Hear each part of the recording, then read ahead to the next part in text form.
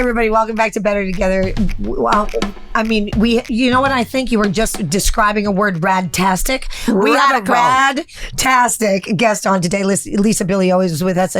She brings her radical confidence to Better Together and teaches us how to have it, even when you don't. You know what? And I thought what she does is share about, doing things that you don't know what you're doing. You don't know how to do them. You don't know what is going to push you forth, but you don't pay attention to the things that are in your way from doing something that go for you. You do it anyway. And that becomes your teacher and that builds your confidence. And you know what? Sometimes it's not easy. She talks about how difficult it has been to go from being a housewife to being a woman who has $1 billion company, by the way. $1 billion. And who can say that? You've got to listen to the show because she is she's an inspiration to us. I think I might overuse that. Well, the term, it's really interesting to learn how to just fake that confidence if you don't have it. And by the way, that's one thing that if I could tell my younger self, you always think that everybody knows more and is smarter, and they're not. Yeah, like 99% of the gig is do it anyway. So if you just go into things with that confidence and fuck it, you know? And this is what this episode talks about. So listen and get those tips. You got it. We're better together with Ann and Heather. Okay, everybody. Hello. Welcome back. And thank you for being with us on Better Together with Ann and Heather. Today, I am so excited to tell you that Lisa Bilyeu is on our show. She is one of the most spectacular women. I would like to say that she is radical. And when I was thinking about what radical meant, I think what you do for women is take the mundane of them and offer an opportunity through what you do and say for them to become spectacular. And with your show, with your podcast, and with your energy, you really encourage the best in female. And I just so appreciate that. I'm just going to give the formal introduction for those of you who don't know Lisa. Today we have Lisa Bilyeu on the podcast. She's the co-founder of Quest Nutrition. And in 2016, she founded Impact Theory with her husband, Tom. It's a media company that has a mission that is similar to our podcast, I think, spreading knowledge and helping people develop their passions and make their mark on the world. She's also the host of the podcast Women of Impact, and this show features women who have overcome incredible hardships to achieve massive success, also not far from our mission. Absolutely. I was so lucky to be on the show. We're so happy to have you here today. Oh my God, I'm so happy. I feel like I need to do the whole singing, like Better Together with Ann and Heather. And wait, I forgot to say we're better with Lisa. The most important thing, the reason we have you here today is to talk about your latest project, which is your new book that I just finished reading, and it is fantastic. It's titled Radical Confidence. And I think that we're going to pull from that book in our question of the day today. Perfect. And literally pull Lisa's words and ask the question, how can you still have confidence even when you have insecurities, are vulnerable, or just feel like total shit? So that's we're going to get to that question that we promised by the end of the show. The mundane and making us spectacular. Going to answer that question. So welcome to the show, welcome Lisa. To the show. Thank you guys so much for having me. You want me to answer the question? Well, sure. Yes, we can get right into it. No. I wasn't sure. I will follow your ladies' lead. You guys are so amazing, by the way. I freaking love you. I think we're going to get to the answer by the end. Well, I would like to. Well, first of all, I was so lucky to be on your show, and I'm so inspired by you and what you do. You've come through so much, and I think we want to hear what your story has been because it is such a story of success. But let's start with your book because it's so important right now. And what made you write it, and what does the title mean to you? Thank you. So, guys, I get asked a lot, where'd you get your confidence? Lisa, we want confidence like you. You know, you get in front of the camera, you always show up. And it's like, I really want to know. And guys, I was like, who are they talking to? There's no way they're talking to me. Because if you heard the voice in my head that constantly tells me I'm no good, the voice in my head that is like, what on earth are you doing? The voice in my head that is completely insecure and feels embarrassed and wonders, if I show up today, am I going to freeze? All of that insecurity is still very real to me. And so when I think about what people see and why they think it's confidence, is what they see is someone that moves forward, someone that still steps in front of the camera. Now, that's what I call radical confidence. It means that I'm still fearful. It means that I actually am sometimes completely inadequate to take on this new task, but I do it anyway. So let's take the book, for example. At this point, I get approached to write a book. I've already sold a company for $1 billion. I've created Impact Theory, where we've got over 500 million views on our content. And the very first words out of my mouth when I got offered this 1.5 years ago was, who on earth would buy a book from me? So it's so important to know that I don't look at the insecurities. I don't think about that as dictating who I am. What I do look at is, do I show up? Yes or no? That's binary. And so when I have insecurities, when I have the fear, I say, how do I do this even with this like looming inside me? And so that's where I wrote the book. It's 10 steps on becoming the hero of your own life. So when you're afraid, as you guys know, it's one thing to go, okay, I know I should do this. It's another thing to actually do it. Yeah. And so telling someone, just do it when you're afraid, it's fine. It doesn't help the people who are like me, where like you have that crippling anxiety that makes you feel badly about yourself. So I said, okay, instead of listening to the voice in my head that's telling me I'm no good, let's call that the ego, let me focus on the goal. And that's where I started. When people say to me now, like, I want your confidence, what I say to them is, you want confidence to do what? Because it's the end goal we need to be focusing on. Well, right on. The goal. Oh, I was just going to say, like you guys, right? Like, I don't want to project, but anytime, most people, when they're starting a podcast, it's like, I've never done a podcast before. I have no idea what I'm doing. So the idea isn't to be perfect that first day. The idea is, okay, I want to start a podcast. I don't feel confident. So what's that first step in doing a podcast? Maybe I just have to press record and never release the episode. Maybe that's your first step.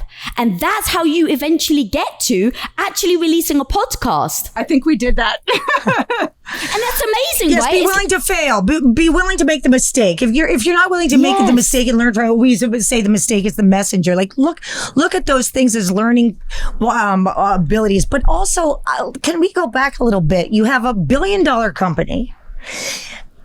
And that in and of itself is kind of a phenomenal thing to have on your resume. Can you, how did you do that? What is your company and how does it feel to be that wealthy? Okay. Wow. I didn't see that last question coming. All right. I love the curveball, Anne. I love the curveball, homie. Okay. So I married my husband. We both wanted to make movies. So we moved to Los Angeles. He's American. The dream was to make films. We both get jobs on movie sets. It was like a dream come true. I can't believe I'm on a movie set. This is the most exciting thing. And in between the take, one of the actors, I won't say who it is, but one of the actors threw a matchbox at me because they were annoyed. Wait, what was your job in the movie? Can you explain what was your position? Were you producing a movie? No. So I wish. I was literally, I'd come on as a PA and I was taking care of one of the celebrities. That was my job. Okay. Now, I did such a good job. The celebrity ended up he was going to quit. But because I was very, they liked me, they tongue in cheek said that I saved the movie. But I was just very reliable. Let's just put it like that. So I was come on, you got to tell us the movie. No, you got to tell us the movie. No. Tell us the movie. We won't tell the actor. Just the movie. No, I'll tell you the person I was looking after. How about that? Perfect. So I won't tell you the person that threw the matchbox at me, but the person I was looking after was Ossie Davis. God rest his soul. He's now passed away. So Ossie Davis, as he was getting older, he was finding that he was forgetting his lines. And I'm this young Brit who doesn't have an experience on set and is just falling in love with Ossie Davis as a human. He's like such a sweet man. So as he kept forgetting his lines, the director and producer kept coming up to me, asking me to be the one to subtly tell him and help him practice his lines. Because they're like, if you say it, Lisa, it won't seem threatening. And you've been so sweet in offering so many things of whatever he needs. So maybe you're the right person to help him learning his lines. And so anyway, I built this massive bond with him. We got along so well. He's such a wonderful human. And so by the time, like, he was only on set for like a week or two. So my job was very short. So I only planned to be on set for a couple of weeks. But once he went off, the movie had a massive continuity error. And so they immediately call me because I'm so detailed to, obsessed with detail, and they noticed that in the 2 weeks that I was there. They're like, Lisa, we know you probably don't know anything about continuity, but do you mind coming and helping? So I was like, oh no, of course not. This is a dream come true. Of course I'll come back. So I go back to set. I now jump into continuity. I have no idea what I'm doing, but this is what radical confidence is. Oh my God, I love this. Literally, it's like I have no idea what I'm doing. So I don't have the confidence. It's not like I'm like, I can, I know what I'm doing. No. But I didn't let the fact that I didn't know stop me. So what I did is, I just went in as the student and I said, okay, what is the principle of continuity? Make sure that each shot has the same pattern. Great. I don't know what I'm doing, but I can make sure this shot has the same pattern of clothes coming out of the drawer than the shot beforehand. So I just break things down to the fundamentals. When I break things down to the fundamentals, I now eliminate that fear part of me that holds so many of us back. Because I can say, I may not know about continuity, but I just know this one shot that they have to do the same pattern over and over. And so when you can break down massive tasks like that to like these small little things, it becomes way less petrifying. Okay, so she's been radically confident and giving us a lot of tips. Okay, confidence. Perfect. If anyone had ever sat me down and told me, you'll spend 8 years of your life as a housewife, it won't be that bad. You'll just lose your confidence, lose yourself, and squash all your hopes and dreams, I would have run screaming from the room. Yeah. Unbelievable. First of all, love your honesty too. To where you are now is really an inspiration for people to hear. But so talk a little bit about that time that you were home. You were helping to support your husband, Tom, as he was building this business that very early on you were pulled into as well to help build. So yeah, well, that was actually before. So this was all prior to Quest. So our goal was to make movies. We'd had the dream. We came to America. We were going to make movies. My dream was to be the first female to win an Academy Award for directing. Catherine Bigelow beat me to it, but that was a dream in a way. So I when I met my husband, we had these massive dreams. So when we came here and we had these bad experiences on film sets, I literally turned to my husband. I was like, my heart is crushed. I want to be in Hollywood so badly, but the only thing I'm not willing to give up is my own dignity. I'm not willing to let an actor throw a matchbox at me. And if that means that I now can no longer fulfill my dream, then so be it. But I won't allow someone to disrespect me like that. And so my husband at the time, my husband was like, oh, well, babe, why don't we just make our own money? And then we can just finance our own films. Sounds easy. That's easy. How'd you do it? That's radical confidence. Yeah, exactly. The naivety of the beginner, right? So the goal was in that time, okay, no BS. What would it take to go all in to make enough movies to make enough money to make movies? So that's actually something I talk about in the book. Playing the game, no bullshit. What would it actually take to achieve this? So my husband had this offer to go with these two entrepreneurs to build a company. And when they make enough money and the company does well, they'll sell it. And we're all going to being convinced that we're going to make movies with this money. And what was the business? It was a tech company. It literally was like, we're just building the company to make enough money to make movies. So my husband goes along with these two entrepreneurs.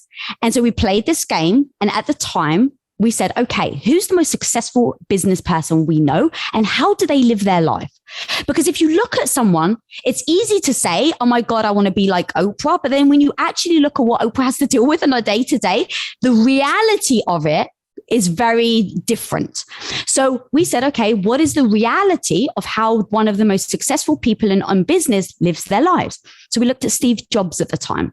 Now, my husband just read an interview where he talks about that you only have a certain amount of decisions that you can make in a day with utter clarity. So he doesn't waste it on things that don't matter, like what clothes he's going to wear, which is why you always saw Steve Jobs in jeans and a black top. He never took even a second to spend time or energy in deciding that. So me and my husband thought that was genius. We're like, oh my God, this is perfect, babe. I'll make all the decisions on everything else in our lives and you go out and work. And that's all you focus on. I'll decide on where we live, what we eat, what clothes you're going to wear. And I can do this for a year. A year, that's easy. Now, what ends up happening is what you sacrifice. And you say, hey, I'm just going to do this for this long. It's not going to be that bad. But what happens is you make these small little choices over and over and over. Now, we all laughed right at the beginning. Yeah, going to make enough money in a year to make movies. So, of course, what ended up happening was for a year, I was putting my husband's clothes out for him. He would wake up, the clothes were next to him. He would go to the gym. He would come back. His clothes were waiting for him. He would get out of the shower, head to work. I'm handing him his lunchbox. He gets back. His dinner's on the table. I very much thought I felt really good about being this other half to this big goal. But because I was brought up as Greek Orthodox, very traditional, I was told my whole life I would end up being married with children. We all know how the power of belief affects how you show up every day. So as I'm starting to live this life of being a supportive wife, my background, my heritage, my belief just confirmed that that's where I would be anyway.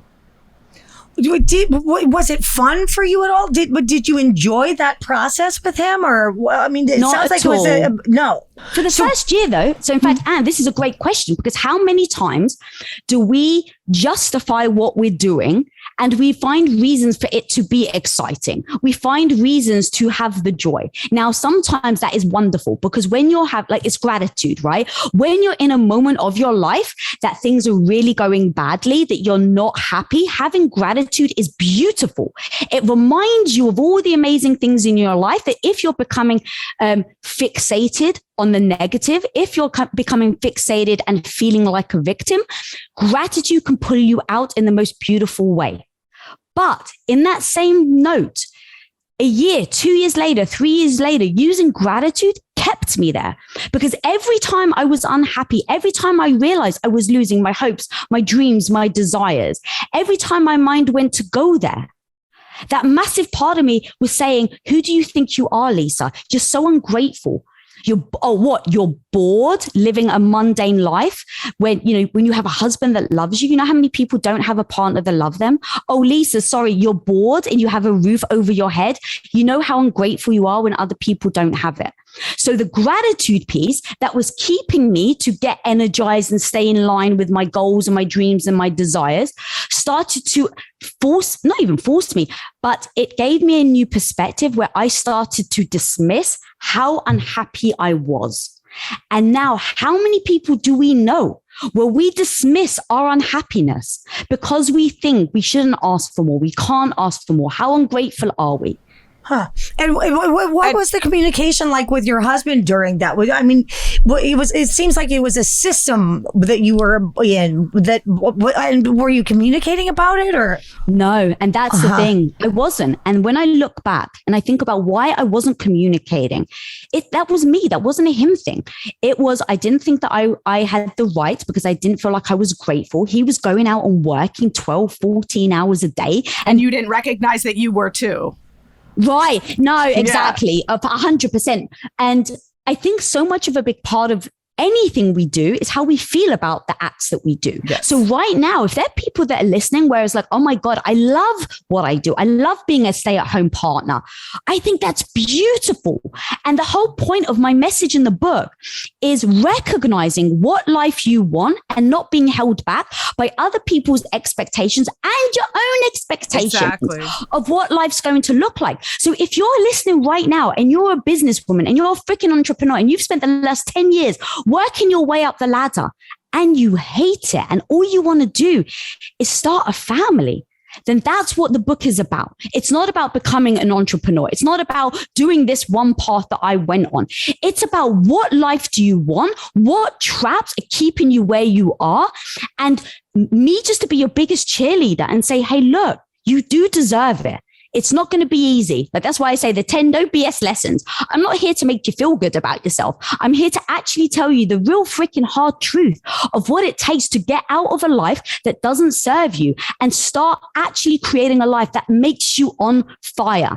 It ain't easy, but if you want it, this book really can help you get there. Well, I'd like to read one more part of the... Well, hold on a second. I mean, don't you have to, but I mean, don't you have to kind of change your understanding of intent and purpose? I mean, to me, it feels like you started something because you wanted to make money to make movies, but you were serving a purpose that wasn't fulfilling your souls. Did that ring a bell? Was he becoming successful? I'm curious about the pathway, because you obviously had to change your focus and your destination for yourself. I assume I can swear, right? Yep. Yeah. Okay, my answer, Anne, is fuck yes. Like, hell yes, you have to change. You have to change what your North Star is so that you can keep showing up every day. And that was what I did. You know, I got so fixated on my North Star being, I have to make money to make movies. And so part of the book breaks it down. Is like, you have to have a mission. You have to have clarity on that mission. You have to have a goal. You have to be super freaking succinct on what that goal is. I left it up in the air. I was like, I want to make movies. What the hell does that mean? Like, do I want to direct? Do I want to produce? Do I want to write? Can it be short form? Can it be long form? Does it have to be film? Can it be digital? Can it be animation? There's so many variables that until I didn't grill down. And so that's actually where I start the book, is in order to have a purpose, in order to have a mission, in order to overcome all the obstacles you guys are going to face when you go after the life you want. Because trust me, you will face obstacles. There are going to be moments that you fall to your knees. That is inevitable when you try anything new. Now, the question is, how the hell do you get back up when you fall to your knees?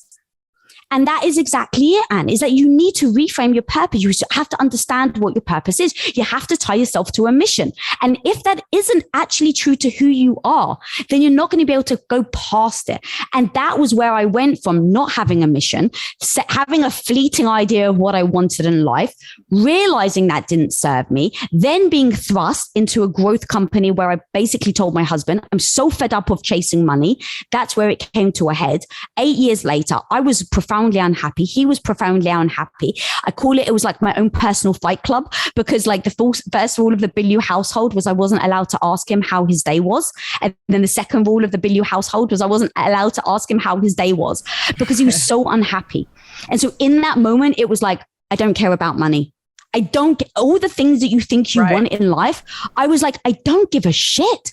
I just want my husband back. In the book, you talk about how when you pulled yourself out of this, I think you called it the purgatory of the mundane. Yes. And the way you pulled yourself out of it was the same way you said you got yourself into it, which was little by little, which I think is a really good message, because sometimes that happens, that you don't wake up one day and make a huge change, and you also don't get yourself into that position in one day. Right. It happens little by little by little. Exactly. And the analogy I use is like, you know, the pool floaty, where it's like you kind of like get in a floaty and then you're like kind of thinking, oh, God, it's kind of comfortable. You know, and so it's kind of easy to get in. It's kind of comfortable, but getting out is freaking hard. Like imagine you got a drink in your hand. Now try and get out of a floaty, right? You're like awkward.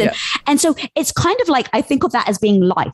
Sometimes you make a little choice. The choice is easy. Maybe it leads to something nice, something comfortable, right? The first, like, you know, few months of being a stay-at-home wife was wonderful. I was like, oh my God, I get to do whatever I want. I get to like hang out with my mates and I get to go to the gym, and you know, it can feel wonderful. But once you're in it, the getting out of it, like it just becomes so much like, oh, this isn't as easy as you think. And now it becomes clunky and uncomfortable. And so how do you get out of it? And thank you, Heather. It really becomes, people want this magic thing, right? Tell me the one thing I need to do today. You just have to make one little different choice today. But now you have to do that 10,000 times.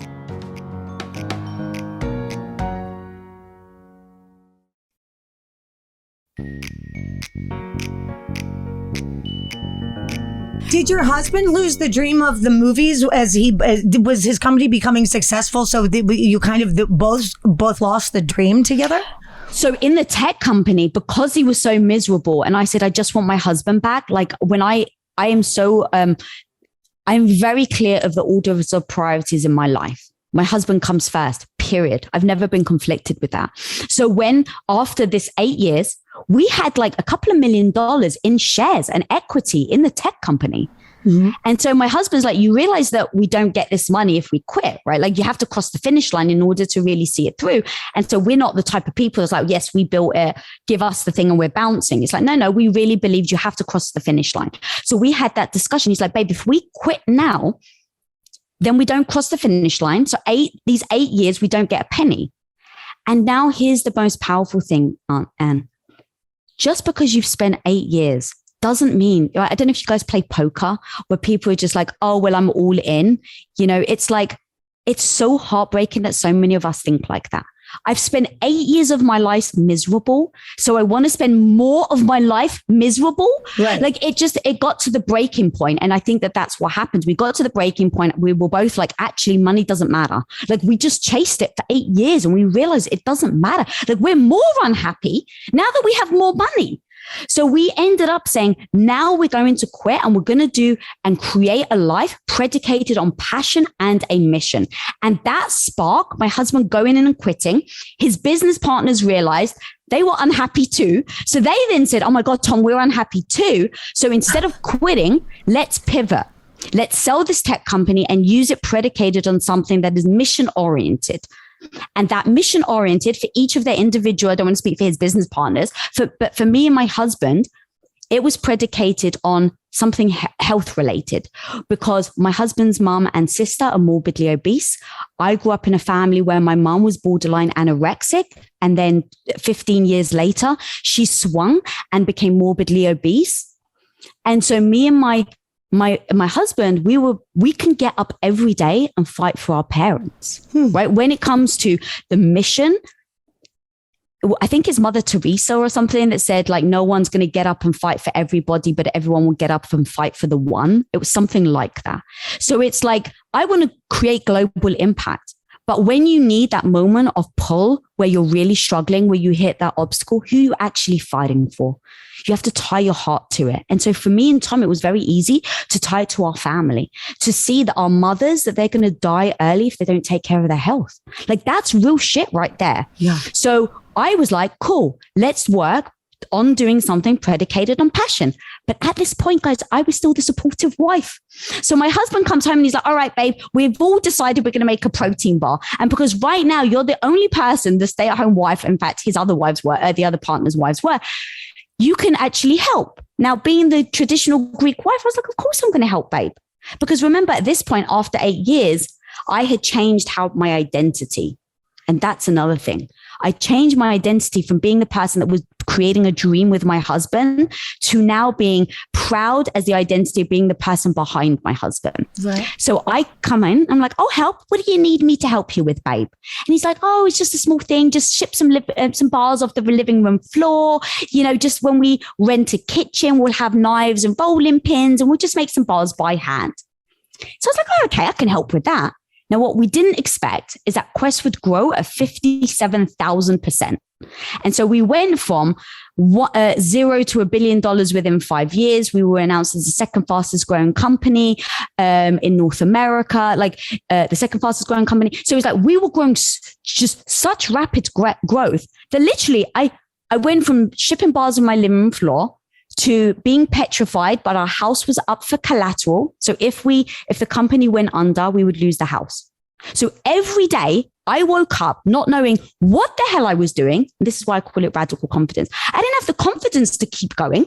I had no confidence. I didn't know what I was doing, but I had radical confidence, which was every single day I showed up. Oh, this is the problem. Let me figure it out. Oh, today, this is the problem. Let me figure it out. Today, UPS tells me, you know what? I can actually pick up way more packages if you put it on a pallet. And I'm like, okay, thank you. Thanks, mate. I got it. I freaking ran to my laptop and I type into Google, what the hell is a pallet?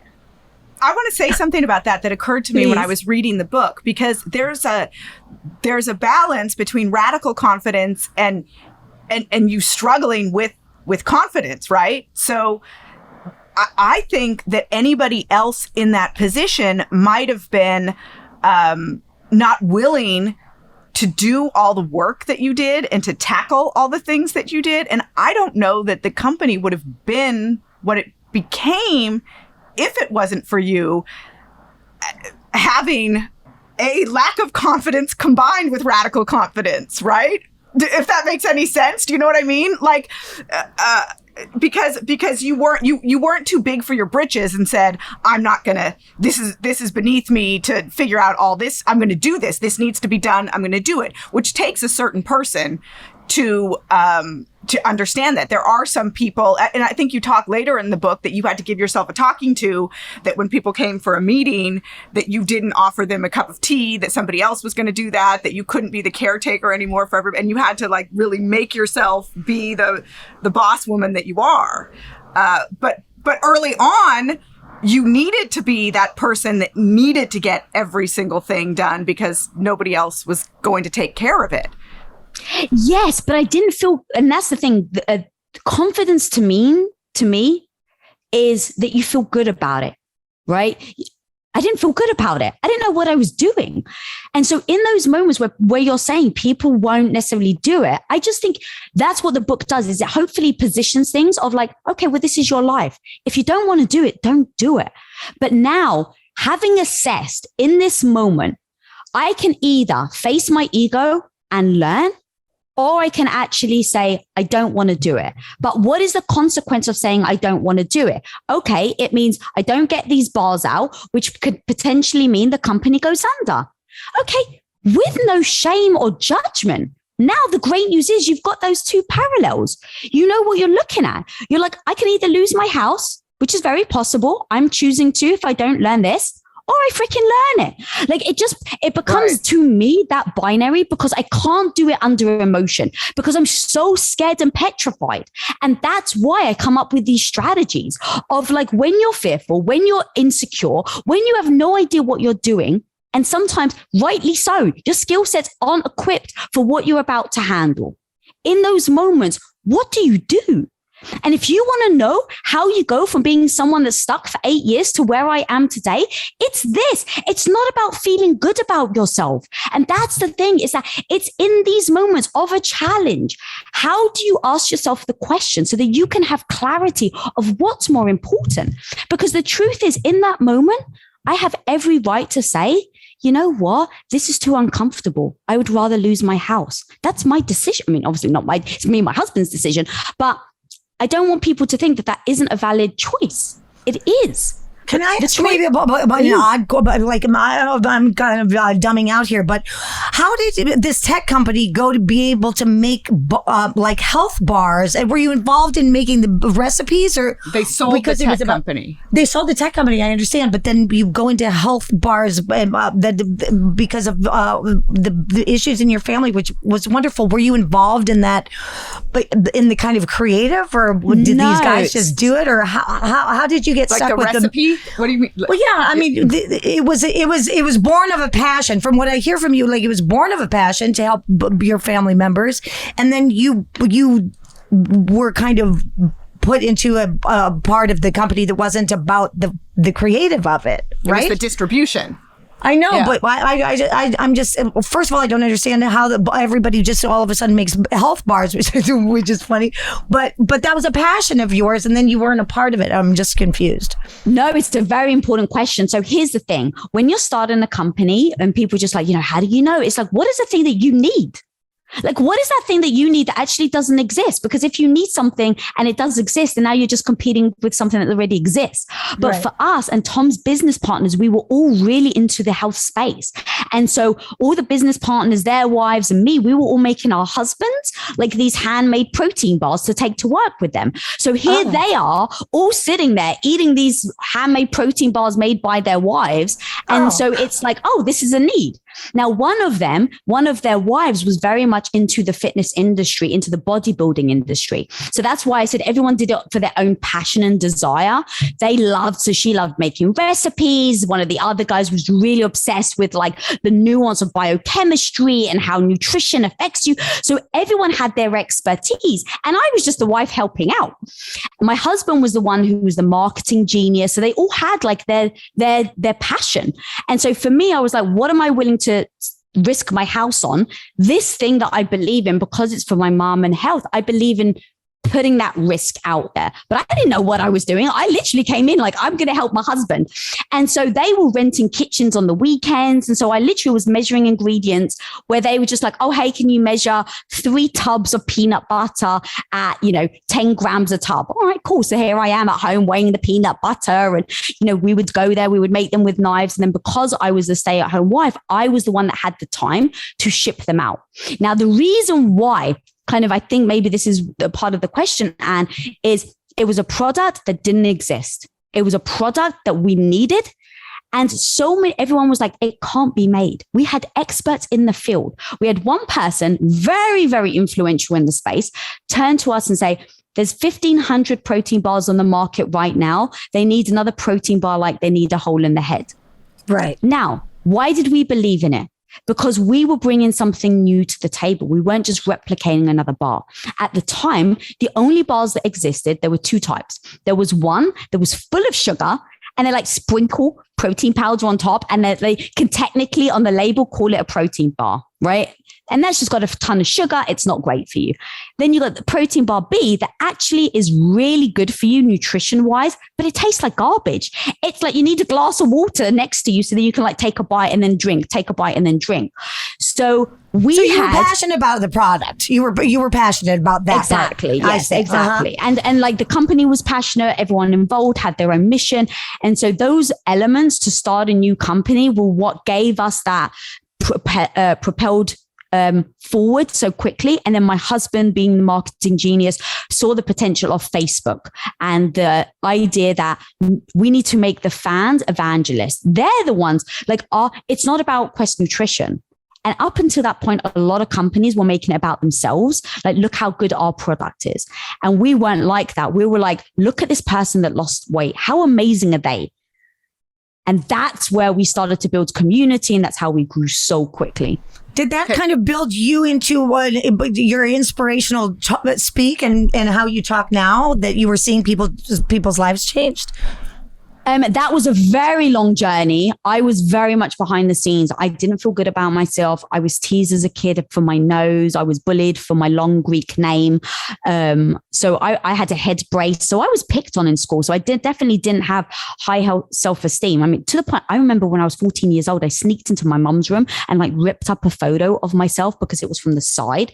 I was that, paranoid. And so my whole journey comes from like the whole book where I talk about, I didn't feel good about myself. I still am very insecure about a lot of things.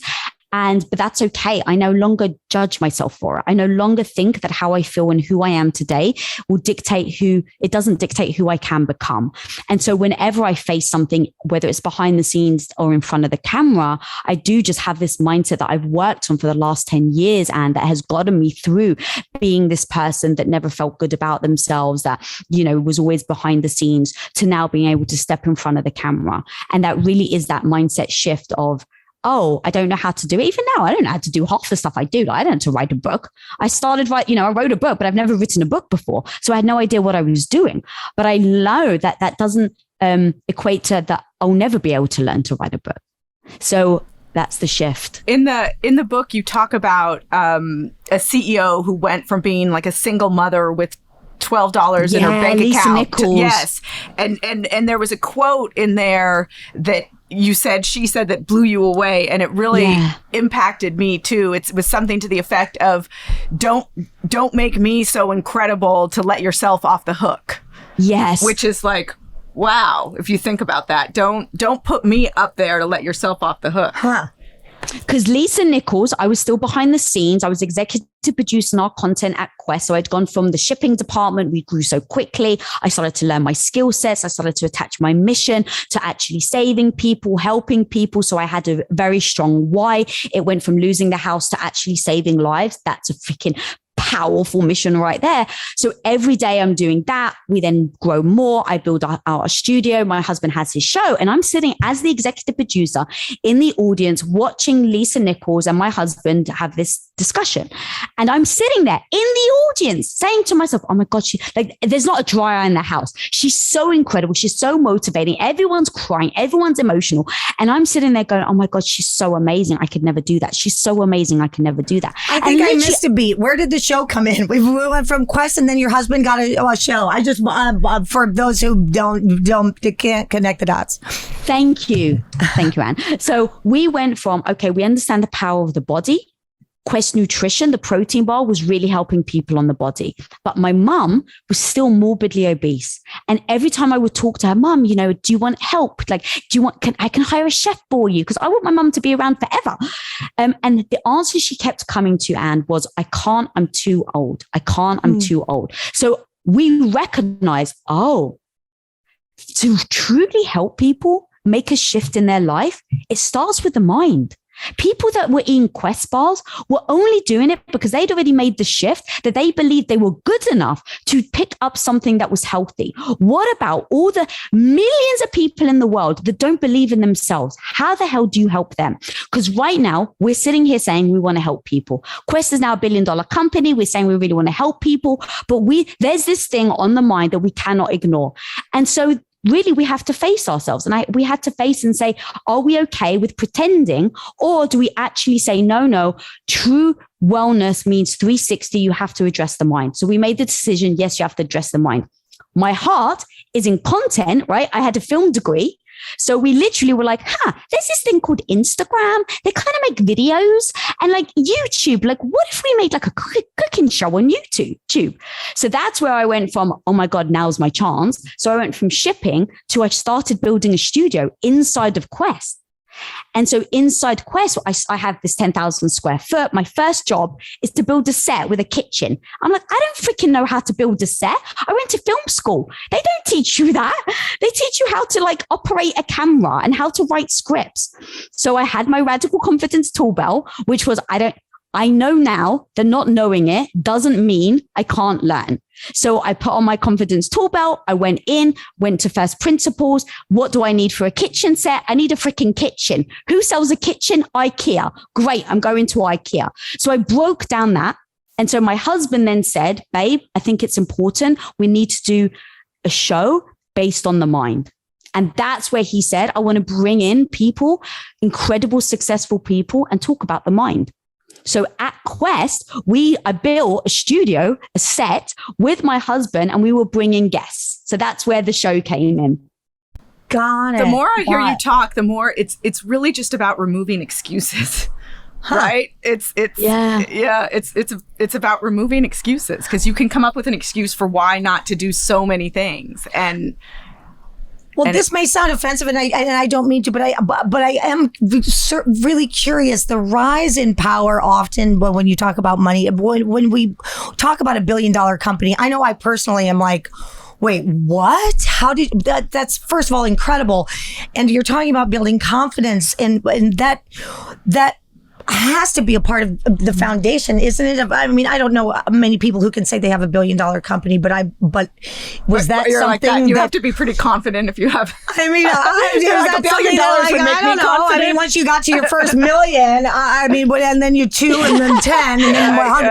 I have to ask this for our audience, because it's like, Lisa, confident now. I mean, I don't know, but I can hire people to build me a kitchen if I've got $1 billion, and I've got to say that because I want to know what that did to change your life. You started Quest and you had your house on the line, but I mean, what was shift in you and that had a relevance to the financial part of that? And was your relationship, did it come back together once the money was, because you set up a lot of things talking about money, and I want to address that. I want to know how it changed your life. I'm so not offended by anything, Anne, and I love you for asking me that. And that's why I just 1,372 reasons why I love you. But because it's important. I totally agree. And here's the thing. I think wealth creation can be beautiful, but I also think of wealth like a superpower. You can use it for good or you can use it for evil. It's all up to the individual. Like literally when people are just like, money changes you. No, you probably were that person. And now you just think it's okay to be that person because you have money. That's my perspective on finance. But I don't want to bullshit you. It's fucking amazing. Yeah. But here's the truth. As we were building Quest, so first of all, it's not like I have $1 billion in my bank account. I want to be very clear. People think of that. But when you have business partners, investors, and then tax, oh God, 40-50% tax. Anyway, I won't even talk about that. But like when you think, so I just want to make it clear. Now, but I'm very comfortable. I'm not saying... I want to speak to people who work very, very, very hard to make $30,000. 100%. Or 100. You know what I mean? So I want to address what that did to your psyche. Yeah. So for 10 years, as we're building Quest, because of all of this, because I was so driven now to never go back to be a stay-at-home wife for 8 years, I was so driven.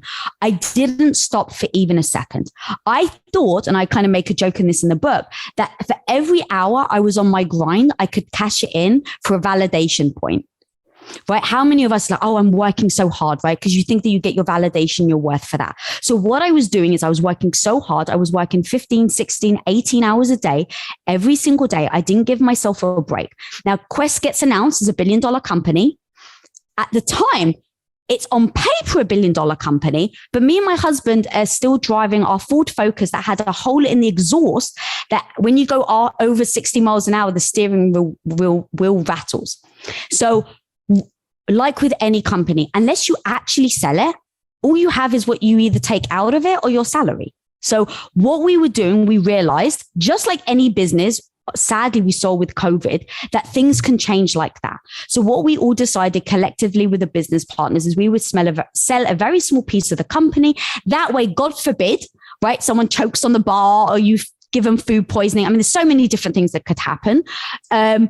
You don't have nothing, the company, you still have money in your pocket. So we all decided that we're going to do that.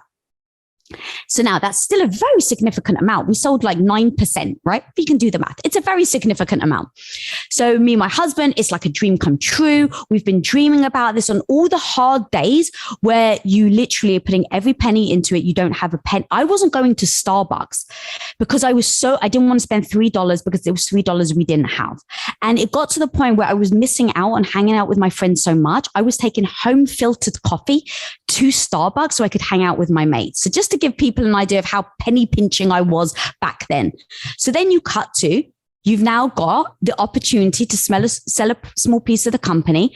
And we hear rumors that it was going to happen on this day, right? So because it takes months and months and months. So me and my husband are like, oh my God, this is the dream come true.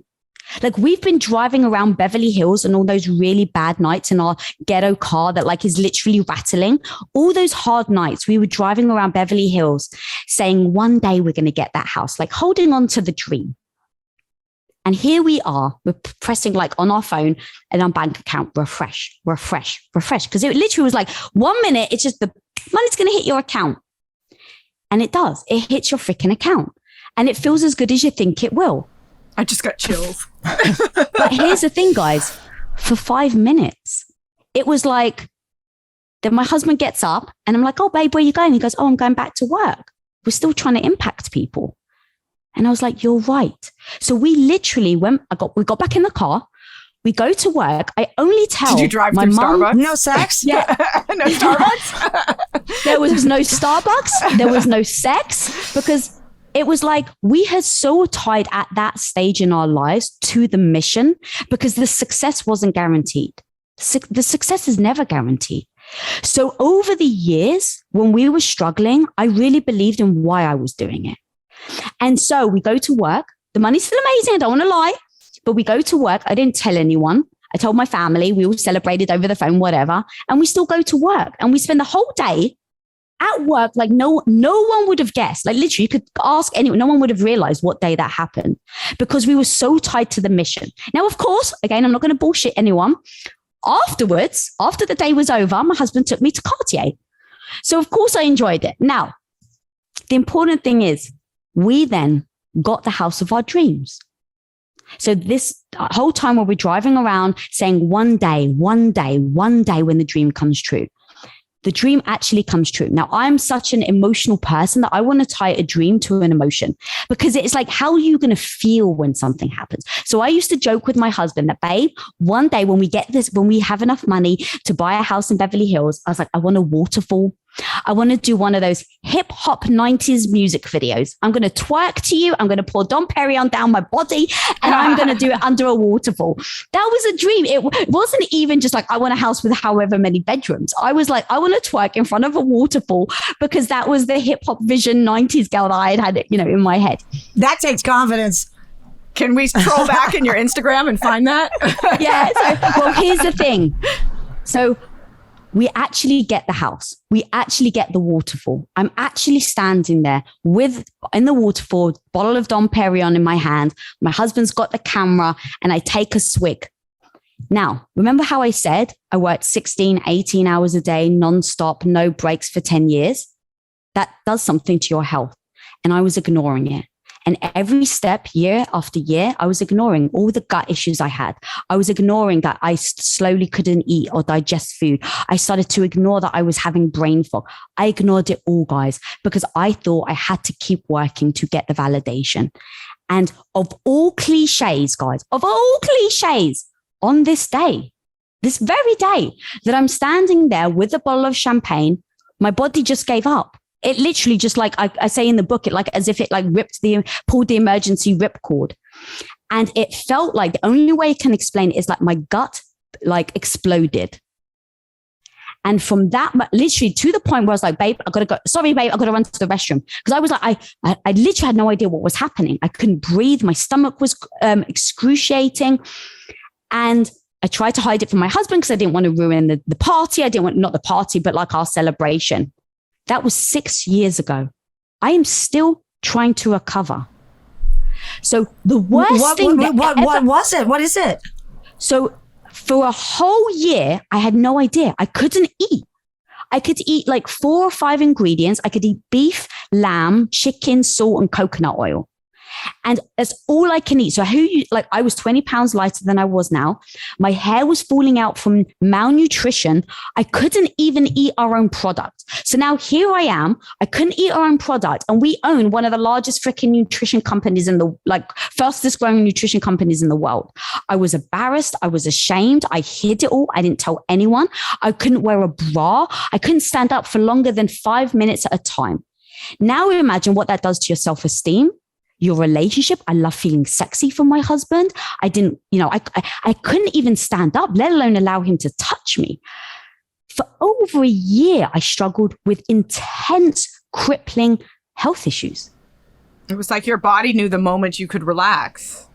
And it was like you. the most, the biggest freaking cliche where it's like money doesn't buy happiness. I was like, all right, I get it. And so in hindsight, in looking back at what it was for 20 years having a very negative relationship with food. I was told when I was 15 for my first boyfriend, oh, you're getting a little fat. He pinched my thigh. I went into like panic because I wasn't, I didn't feel good about myself. I wanted my boyfriend to like me. So I ended up having a very unhealthy relationship with food. I didn't know much. I didn't realize that 70% of your immune system is carried in your gut. So I was getting sick because I wasn't eating much fat or carbs. The more I was getting sick, the more doctors were giving me antibiotics. The more antibiotics I was taking, the more it was affecting my gut lining. And so what I didn't realize was for about 15 years, I was having this like basically antibiotic abuse that then created open pores which they call leaky gut. So I then ended up having leaky gut. I then had SIBO. I had a parasite. I had candida. I mean, it was like, oh my goodness. To the point where literally, and doctors didn't know what was wrong. This is all in hindsight. So going back to why I brought this whole story up, to your point about money, Anne. It ended up being my health issues ended up actually in hindsight now, and I'm still struggling. I still can't eat gluten. I still have to have my food cooked, or I have to call a restaurant and make sure I know what oils they have, because there's certain things that I can't digest. This is 6 years later, guys. Wow. So for that whole year where I was so anemic, I couldn't stand up, I couldn't do anything. In that moment, do you think money made a difference? I tried to I tried to throw money at the problem, right? In that moment, I'm like, oh, a good doctor can fix me. Let me just throw money at it. But what ended up happening is no one could fix me. And I kept going to the best doctors. And what I realized was the most beautiful lesson was I did it to myself. I took the antibiotics. I had the bad relationship with food. And what I was doing is I was looking outside of myself for someone to save me, for someone to fix me. And the most beautiful and empowering lesson I learned was I am my own hero. I have to fix myself. That stopped me looking at how much money can I spend to fix me. It stopped me from looking at, it started making me look at the lifestyle I led and how bad that was and how toxic it was on my health. And it made me realize, oh shit, money actually doesn't mean anything. I have all the money in the world and I'm the most unhappy I've ever been, the unhealthiest I've ever been. So why did I want money again? If I can't even feel good about myself? And that is where I'm so glad it happened, because you want to know how I think about money now? I think of it as being the most amazing utility to having the life you actually want. And the life I want is to create global impact on that 14-year-old girl. And so I think money is being the beautiful facilitator and allowing me to do that. But I don't give a shit about all the other things it brings, because I've already seen it. On that day, it was like the most cliche thing ever. I saw it didn't make a difference to how happy my life was. And then, I could keep going on about Kate Spade, how many people have, like billionaires or millionaires and successful people, have to commit suicide before we actually just pause and say, what is it about it? Right. And I'm not the one to bullshit. Money's amazing. It can be the amazing facilitator. You were on my show, Anne. You've come to my house. I have a set in my house. It's absolutely stunning. Well, I think we just want. If we could sum it up by saying, like, I think purpose is a real, wonderful thing to keep as a priority. Exactly. And I wouldn't mind being a billionaire. I don't know. Can I say that? Can I say that? Let us know where we can learn more about your book. Yeah, thank you guys so much. I was so excited to come on, and Anne, I just miss you. I haven't seen you in a while, and then Heather, lovely to meet you. Thank you. Let us get it together, please. It's so beautiful to see you. Yeah. But yeah, thank you so much. So guys, if you really want to, if you want to have a life that really makes your heart sing, and you're not there right now, or you're not on that path, or you're finding struggles on getting there and taking those steps, like, this is the book. It's no BS. It's called Radical Confidence. It says the real shit of how I went from where I am to how I am today, how I think every day, and all the messiness that comes with it. It's not an easy path, but the truth is, honestly, guys, I don't think of myself as being extraordinary in any way, shape, or form. I got C's and D's on my, in my exams. And so this isn't you have to be born a certain way or with a certain mindset. This is how you can think about things on a daily. And it's the little choices in order to get you to be confident in the long run. And can we get that on your website? And where are we going to be able to purchase your book? Yeah, so you guys can go pretty much anywhere. So Amazon, Target, radicalconfidence.com, Lisa Bilyeu, really pretty much all the places you can get it. Terrific. Well, thank you so much. Thank you so Lisa. much for being on our show and making us better together. Have a terrific rest of your day. Thank you, everybody, for listening. So cute. Thank you, guys. Thank you so much. Good luck with your book. We're better together with Anne and Heather. I feel like we had so much more to talk to her about, and I sometimes get caught in people's stories because I'm so fascinated with how they got there, what it is, and I know that the book is a necessity to read to get to know more about her. But I felt like I felt like there were a few more chapters I wanted to uncover. Well, I think that it's just such an interesting story of hard work. Yes, and that's true. The one thing that she didn't say was how she met her husband. She met her husband Guess what apartment they were living in? Where does everybody move when they come to LA and wants to be in Hollywood?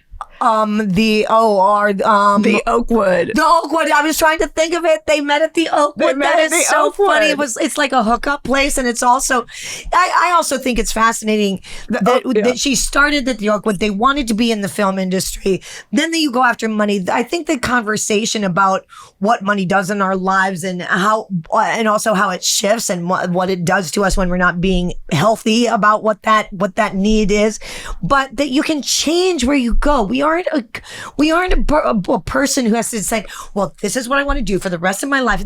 She talks about how many different changes you can have. Now she's doing a podcast, which is absolutely phenomenal. And I was on it, and Women of Impact, and you need to listen to that. But just how we can change and evolve. We don't have to get stuck in something. And I love that. Well, I love that reminder to keep going. A big takeaway is that she made conscious decisions. Her and her husband, they really made decisions about what they wanted and where their life was going, and really took control of it. If you think back on her story and what she talked about, they decided it was on their terms, and it worked out for them. That was a really fun interview. I hope you enjoyed it. Thank you, Lisa Bilyeu, for making us better together. And a big thanks to our Better Together team, Ryan Tillotson, Silvana Alcala, Daniel Ferreira, and of course, Ann and Heather. If you haven't already, please subscribe on whatever device or platform you're listening to this on. And as always, see you next week.